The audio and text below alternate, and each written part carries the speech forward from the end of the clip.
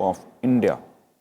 In his meeting with Prime Minister Modi, US President Donald Trump, while reaffirming the need for dialogue between India and Pakistan, strongly ruled out any third-party intervention into the issue and trusted India with the move on the state. Other countries too said that Kashmir is India's internal issue where there is no way anyone can interfere. In another major development, the United Nations Secretary General, UNSG, understood India's position on its bid for nuclear suppliers group and said that he is willing to help on the matter. Looking forward, Prime Minister Modi is slated to address the United Nations General Assembly in September. India has been focusing on renewable and nuclear energy in a bid to curtail pollution, and Prime Minister Modi will also be a keynote speaker at UN Climate Change Summit. Now, to discuss more on the big takeaways, we are joined with a guest on the panel in the studio, former Ambassador Dilip Sinha, Dr. Sriram Chaulia, Foreign Affairs expert, and Pramit Pal Chaudhary, Foreign Affairs Editor, Hindustan Times. Thanks all of you for joining us. Mr. Sinha, I'd like to start with you. I mean, what would you count as big takeaways from the G7 summit, given that India was invited in the summit? It's not a member of G7, but it was invited. So does it also accord a big heft to India's at the global stature? Yes, it certainly helped India ensure that it was able to talk to the leading leaders of the world, major countries of the world, and ensure that its viewpoint, especially at this juncture on the issue of Jammu and Kashmir, which is being internationalized by Pakistan, and Pakistan has launched its campaign against India on account of this. It was important to keep these 7 countries acquainted of India's position and our sensitivities in the matter. And in this, our Prime Minister was extremely successful. He was able to meet all the leaders individually, also the UN Secretary General, and explain our position, which ensured that not only were these leaders on board, but they also did not make any reference to J&K. As they did, you will notice, to the issue of Hong Kong, which was mentioned in the G7 declaration. So the fact that we were able to establish our position with these leaders was an extremely important takeaway, apart from the other matters that in any case we've been discussing regarding trade and other global issues with these world leaders. Right. Dr. Chaulia, would you see this G7 summit, once again India has sort of accorded its position on the matter of Jammu and Kashmir, if we talk specifically on Article 370? Yeah, I think, Rajat, what happened was that it was an anti-climax for the Pakistanis because they were hoping that it would be raised. But unfortunately for them, China is not a member of G7. Right. So unlike the UN Security Council, where they had used the Chinese to try and bring up some closed-door consultations, they actually failed completely in trying to bring this to the global agenda at G7. And I think Prime Minister in one-on-ones explained the position to not just to Trump, but to most leaders. The host country, France, for example, has taken a very clear, unequivocal position that it's none of anyone's business to interfere and to incite hatred and terrorism there, which is our position. There was no need for any third-party role there.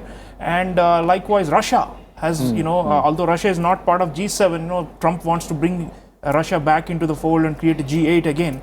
And similarly, none of the European countries, which you would normally think have some kind of liberal predispositions and might have some critical view of what we did with Article 370. Right. You did not find that, and in fact, they're all very pragmatic.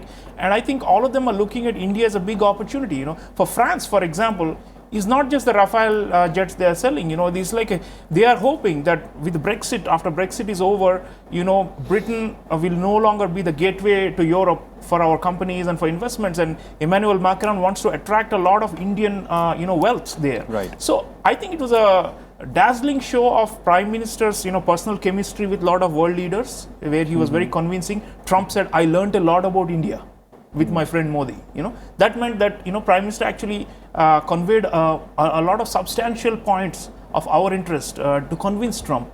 Likewise, for many of these countries, having India present there, and Prime Minister was given an opportunity to speak on digitization, as well as the environmental sustainability right. and these kind of things, India is being seen as a leader in these fields. We have some credibility because our domestic policies are achieving those goals. Because otherwise, I mean, frankly, in the past also some Indian prime ministers have been asked to come as observers to the G7, like Dr. Manmohan Singh was also called.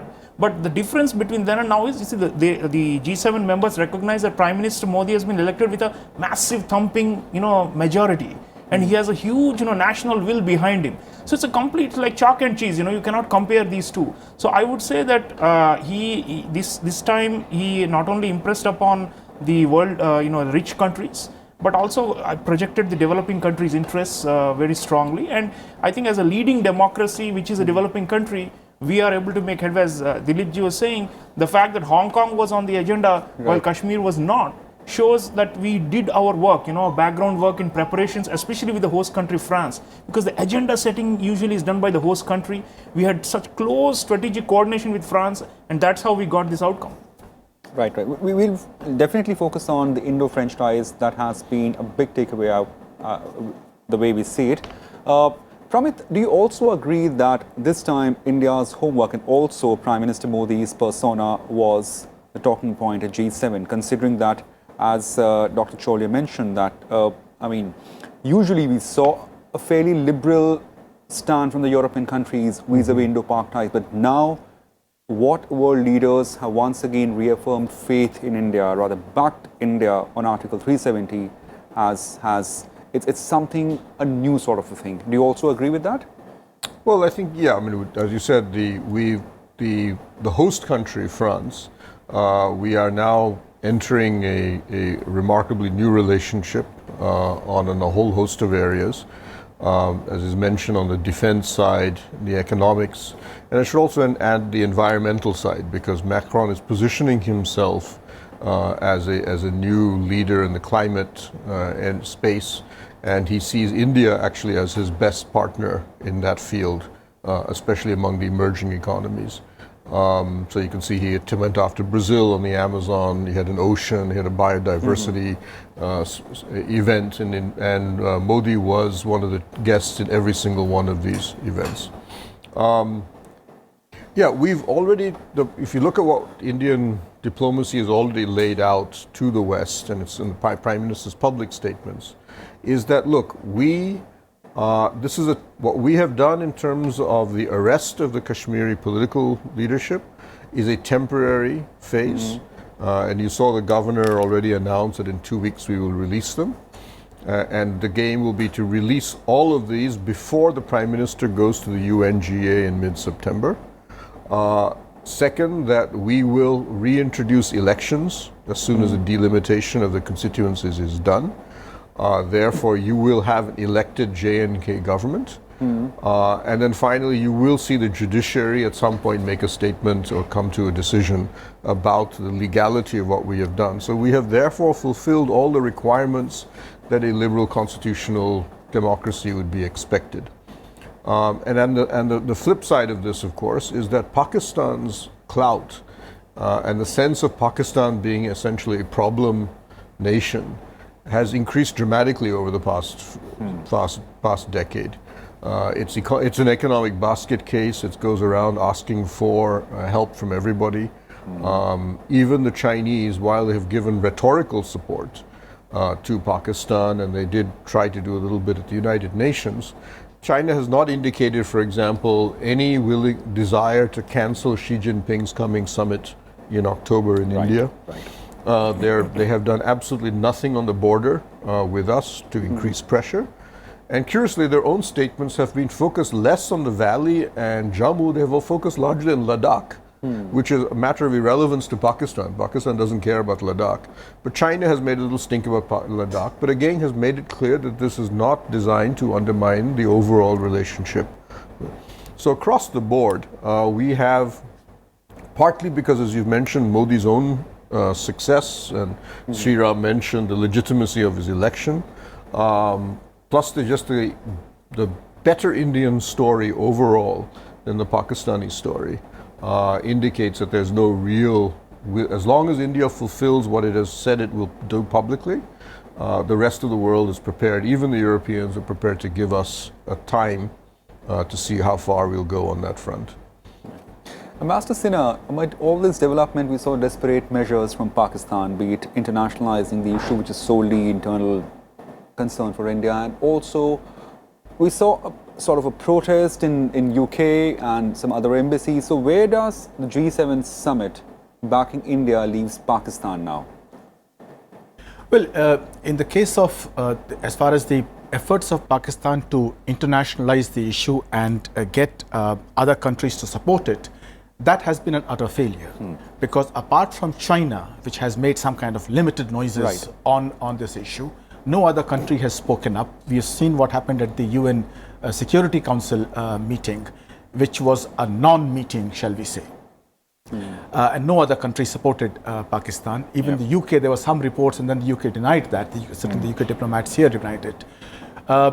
What you saw, the demonstrations that you saw in UK were demonstrations by people of Pakistani origin. Yes, that's what I meant. So it was not as if the British citizens, Of course. I mean, Pakistani origin diaspora. there are people of Pakistani origin who were demonstrating, and they were demonstrating in the most un-British manner, because that's not the way civilized people demonstrate in countries. So in that respect, Pakistan's effort has not been successful. But we have to be careful. There is a campaign that's been launched by Pakistan, and that will continue. It could not do much in the G7 summit because China is not a member of that. But once UNGA comes, we can expect Imran Khan to deliver a talk only on J&K. He won't talk about anything else. So Pakistan's efforts will continue. And we must remember that while countries, major countries, recognize that what is happening in J&K is an internal matter for India, it does not prevent countries from making comments on the human rights situation there.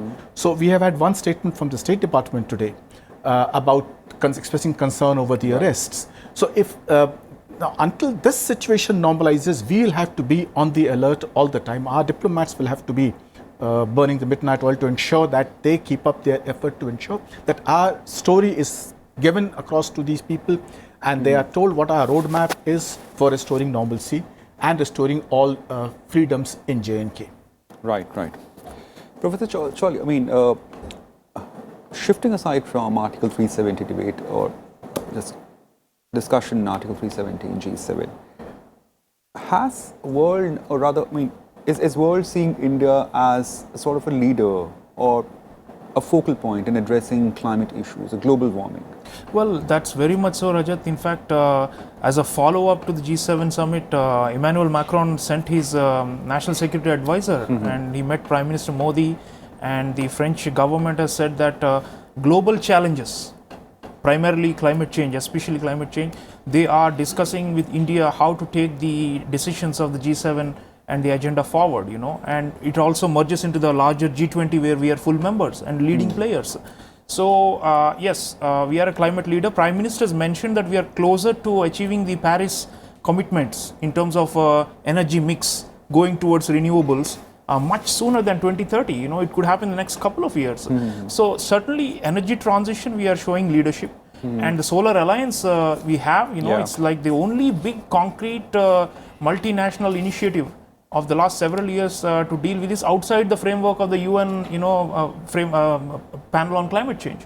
So we are trying to provide solutions, and I think one of the groups, there is a formation called V20, vulnerable countries. Now it has become almost 45, 47 small island nations, including, for example, Maldives in South Asia, but also, Jamaica in the Caribbean and in the South Pacific, Marshall, Solomon Islands, these kind of countries. They are all grouped together and they're looking for leadership, So Solar Alliance, as well as, you see, another initiative I want to mention for the audience is, the Prime Minister is leading also a Coalition for Disaster Resilient Infrastructure, CDRI. This is another initiative apart from Solar Alliance, where we are trying to pool together resources of both rich countries and developing countries, which can help in proofing infrastructure from damage during major natural calamities, especially rising sea levels due to climate change. So the Coalition for Disaster Resilient Infrastructure is another of our initiatives. So there are some good ideas I think Prime Minister has seeded, and he's getting a lot of buy-in from the international community. Of course, Trump remains an outlier. He's like a climate denier still. But otherwise, a lot of developing countries, as well as the Europeans, even the Japanese, they're big on these things. Japan wants to support the disaster resilient infrastructure initiative in a big way. So if you add up all these, we got very high credibility, and G7 I think saluted that, Right. and they expect, you see, because normally the viewpoint of these rich countries is, oh, these developing countries, they always ask us for money. They always, saying climate finance. Why can't they do things on their own which are, cheaper and which are more cost effective? That's typically the way they look at it. So India is saying, actually, we can do a lot of things ourselves through cooperation and through investment rather than through aid. So I think climate, the response, the paradigm that Prime Minister Modi is proffering, I think ultimately is the solution. Because the Chinese are out of the solution, because the Chinese are part of the problem, because they've been doing coal-based, production and power generation, not only within China, but they're exporting. They're setting up coal-based power plants all over Africa, Latin America, and other parts of Asia. It's increasing the problem rather than containing it. So I think ultimately we have a vision. Maybe it's not very well articulated as India's climate solution per se, but through these processes like G7, G20, we are evolving that, and I think we are going to have that widely recognized. Right. So Pramit, you also agree that world has recognized India's contribution or potential to address the climate issues. Till some time back, we were seen as a nation where, pollution, global warming was a huge issue, but now India is seen as somewhere a major contributor.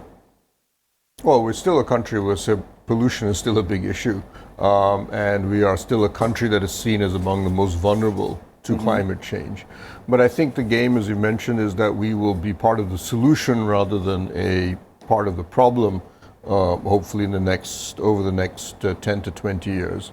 And in particular, I think what Modi is trying to position India as is that we will not follow the path of China. We will not do the massive overinvestment in heavy industry and pollutants that China did to reach its present level of prosperity.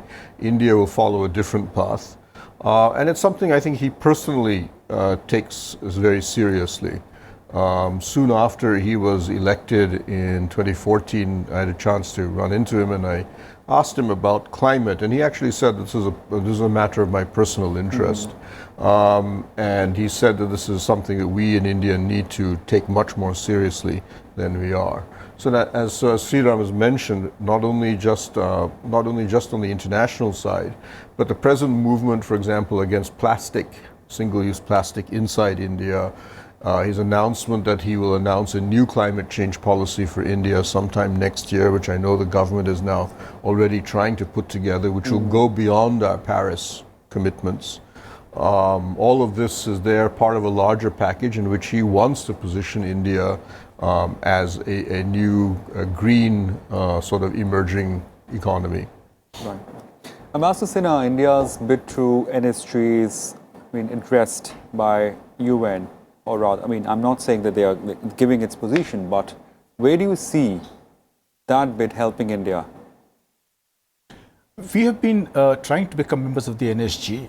We have joined the other dispensations, but in the case of the NSG, China has put its foot down and has been blocking India's membership. India has been accepted as a responsible nuclear power, although despite the fact that it's not signed the NPT. But China has now, for some reason, taken this high moral ground kind of position, saying that unless India signs the NPT, it cannot join the NSG, which is a non-starter. And we have to explain our position not only to the other members of the NSG, but also to China, that this should impact our bilateral relations if China does not accept our position, because joining the NSG is extremely important for our peaceful nuclear program, especially our nuclear energy program, to proceed in a manner in which it becomes a major contributor to our energy security. Because unless we do that, we cannot possibly get our supplies and make exports of nuclear parts and fuel. And this will hinder the growth of our civil nuclear program. So we have to take this up seriously, both bilaterally with China and with the other members, that this stand of China, that unless we join the NPT, which we will not because of its discriminatory nature, is a non-starter, and we cannot possibly allow China to hold the NSG to ransom simply because of its own whims in this matter. Dr. Chaulia, so is bid to NSG another set of challenge for India at the global level? Do we see in days to come? I think, Rajat, the Prime Minister has his vision on getting this. It's one of our, goalposts. We want to attain this, and definitely. But as you know, it comes in waves, and there are times when it looks like we are getting there, but then there are setbacks, especially the Chinese. But I would say that I think if we take the Masood Azhar blacklisting as an example, see, the Chinese ultimately did not veto it after doing it 3 to 4 times. Yeah. And how did we bring that about? I mean, it was clear that, the Chinese don't like to stick out like a sore thumb if there is almost total unanimity on India's side, you see.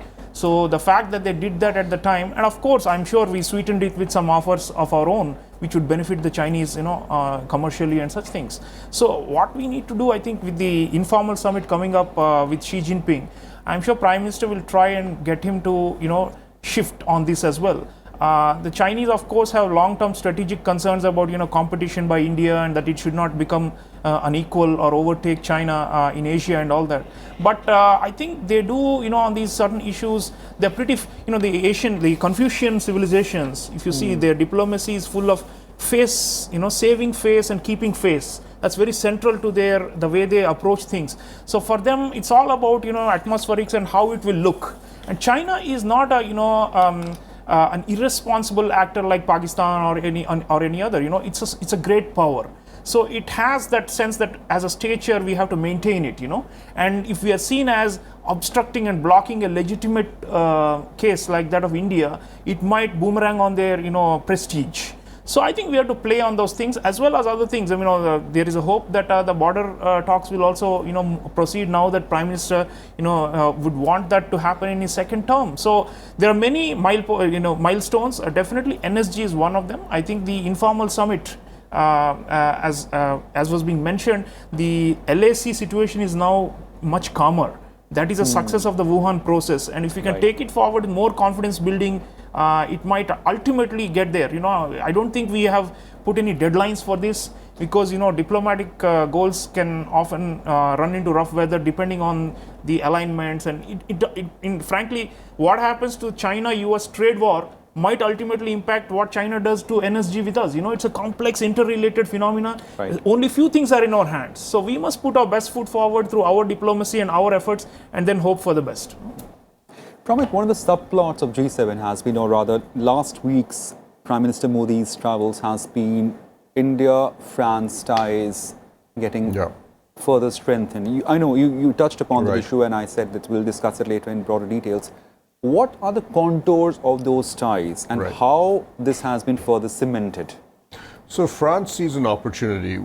Traditionally, we have had among the so-called P5 nations in the Security Council, Russia / the Soviet Union has traditionally been our most dependable vote, if you wish, in the P5. That increasingly is no longer the case. Russia has become much, much closer to China. And in areas in which Russia runs into China's core interests, the Russians have indicated we can no longer be on your side on a number of issues. And we've had problems with the Russians on a number of places like Afghanistan. And on the defense relationship, we have exactly the same issue. They sell, whatever they sell to us, they also sell to China. And they've made it clear that they can no longer discriminate between the two of us. So Russia remains a friend, but increasingly there are areas in which Russia basically has a limitation. So the United States obviously is the other country that is increasingly helping us, and we're definitely moving closer. But fundamentally, the United States is a superpower. It has multiple interests globally. We are one among many of its priorities, and sometimes they will be on our side, sometimes they will not, depending on how they decide to play their various cards. So the US is there, and we're definitely seeing increasing convergence, especially on the Indo-Pacific, but on, for example, on the western side, on Afghanistan, on the Persian Gulf, and so on, we see differences continuing to be there. Britain, between Brexit and its own decision to, if it does leave the European Union, is massively reduced in influence. And anyway, we've had difficulties with them on a number of other areas. So France has jumped in and said, look, what about us? We are the only European power that is actually in the Indian Ocean. Right. We have a fleet, we have land, we have citizens.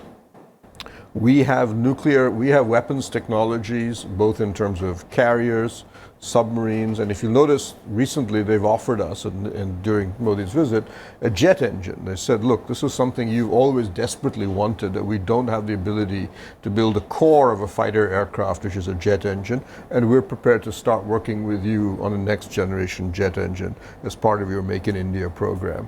And if you see what the record is, increasingly, France is now proving to be the most dependable veto or vote we have in the Security Council. And Macron, and then finally on the environment, Macron and Modi are complete alignment in their thinking. Right. Thanks, gentlemen. We have to wrap it up here. So clearly, this G7 summit came up with a lot of takeaways for India, starting with the issue of Kashmir, where world has once again thrown the thrust behind India and cementing of Indo-French ties, as well as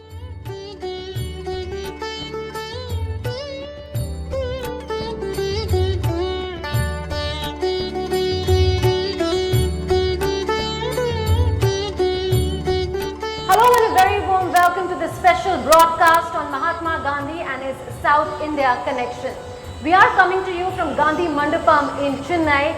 Gandhi Mandapam has a series of memorial structures, and the first structure that was built here was a memorial to Mahatma Gandhi that was opened by the then Chief Minister of Madras, C. Rajagopalachari, in 1956.